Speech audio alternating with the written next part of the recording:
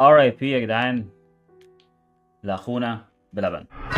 من 2021 ل 2025 انتهى الامر، فات الاوان. ايه اللي حصل؟ on April 19th للاسف الشديد بلبن قفل كل الفروع بتاعته في مصر وعبال الفروع التانية، بس ما علينا. ايه السبب بقى اللي هو يقفل كل الفروع؟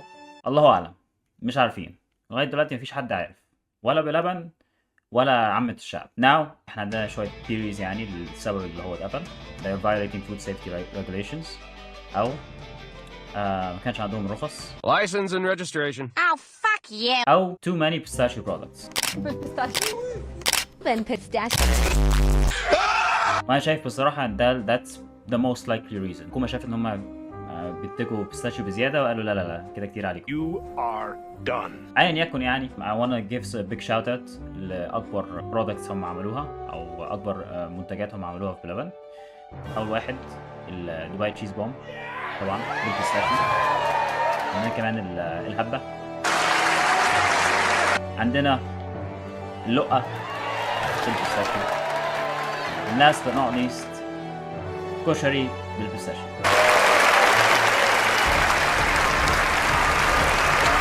You're sensing a pattern here. وده يعني ده اللي انا شايفه برضه. Anyways, you're probably wondering طب مروان انت ازاي بتضحك يعني؟ في ناس like people lost their jobs وكل الكلام دوت، يعني انت you're laughing. بلبن قفل and you're laughing. I find it fucking hilarious. عشان انا تعبت من بلبن. خلاص مفيش اشطوطة. لو حطينا على الاشطوطه كريم بورليه مفيش هبة. مفيش حليب ولحية. هو دماغي تخطيط. مفيش دبي. مفيش بيستاشيو. Done. خلاص انتهينا، انفات الاوان. we're done with all of this. we're done with بكل الاختراعات اللي ملهاش اي لازمه. نقعد نعك ونعمل حاجات، نحط ده مع ده وبيستاشيو مع دبي يعني I'm done.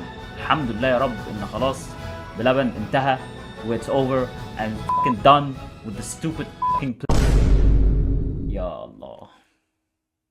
يعني ما عداش يوم حتى المهم يا جدعان thank you guys for watching. شكلنا مش هنخلص من بلبن، بس هو الحمد لله يعني في حاجة استمتع بيها. I'll see you guys in the next video. Like and subscribe I guess. I don't know.